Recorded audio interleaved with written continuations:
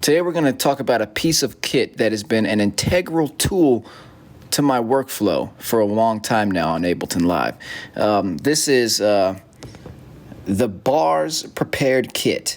What is the Bars Prepared Kit? Basically, this is your expressway to starting your track as fast as humanly possible so you can get your idea that's in your head onto the paper. Now, specifically, this is a drum rack within Ableton Live, and my version is Ableton Live 10. This is a drum rack within Ableton Live that allows you to drag and drop whatever samples, whatever you're going to use. It's mainly tailored for drums, so drag and drop whatever drums you're planning to use in your project into the drum rack, and it's already ready with set parameters and processing on each single thing, and to basically get started as fast as possible. Now, obviously, it's great, and the drag and drop abilities are astounding on this, but also you got to have some good sources. You got to have some good sound sources. You got to have some good, origin sources. Don't bring in the world's worst snare and expect it to just, it to change the world. I mean, you can do that if that's your creative whatever, but you get the gist of what I'm saying. So let's go ahead and just jump in. I'm just going to go ahead and just show you by doing. So I'm just going to go ahead and drag in some drums, and we're just going to get to work here. So let's say I want to clap, a bullet clap. It's a good clap. I'll go ahead and just drag it right there. Now, the way this is set up, usually your kick drum goes here. This is and I take this from a standpoint of finger drumming, because I would do live finger drumming. I used to be into that, and I still do that sometimes. And, the way that you set it up is on your index finger. I can do it. I prefer to do it using my right hand. And, your index finger hits the kick drum. Your middle finger hits the snare, and then you've got your ring and pinky fingers, hitting different hi-hats, and then the same. You can do whatever. It's a user's choice for the second row of pads if you have that available to you. But that's usually how it is, and it's set up the exact same way here. So even if I were to plug in, like an MPC or a machine or any type of, MIDI drum pad or anything, it's going to set up and work the same way. It's going to integrate. So let's keep going here. I'm just going to throw like a clap right there.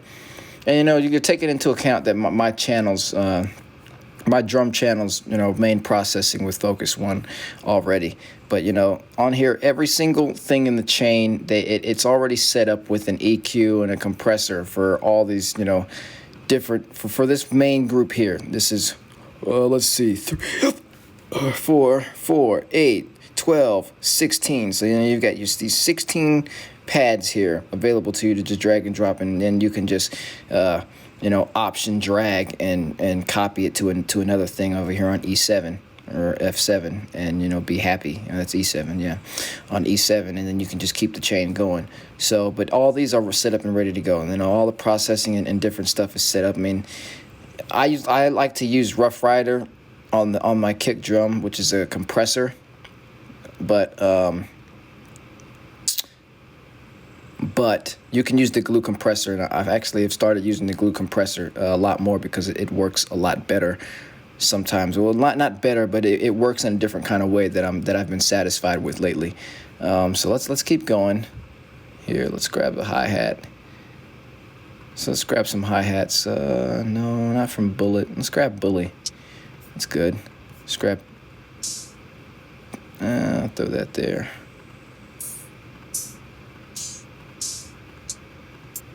And I'll use that right there. And then grab a kick drum here. Bullet kick. Let's grab a kick drum here. Maybe like, what are my hammer kicks?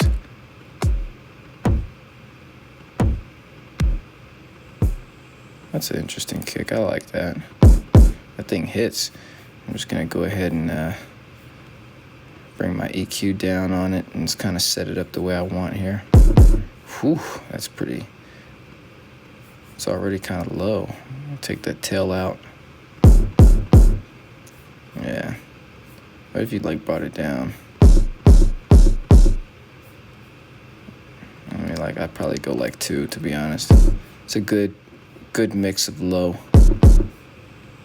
Just a little more of it. There you go, right there, and I'm satisfied with that. Let's grab a snare. Let's grab a death snare.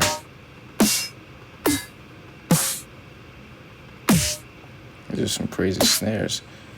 It's a good snare. I don't know. It doesn't even really. It doesn't even matter. So I'd like just throw that there.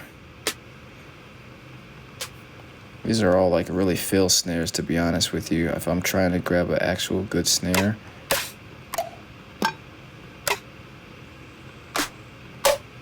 Let's just use that because it really doesn't matter. It's just an example. So, now you've got this whole thing set up, and now you can go into your piano roll and start writing stuff right off the bat. See what I'm saying? Let's go ahead and you're already going just like that. Look at that.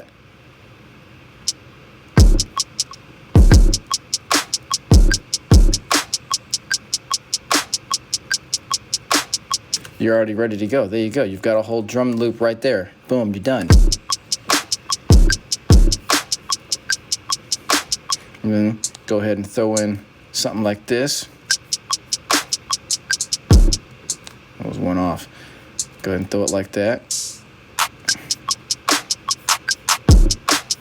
And then boom, you're done. But you see, like the process, the setup, it was all easy. Everything is done, and you can just drag and drop whatever you're throwing into here, and you're ready to go. And that's just a workflow. Just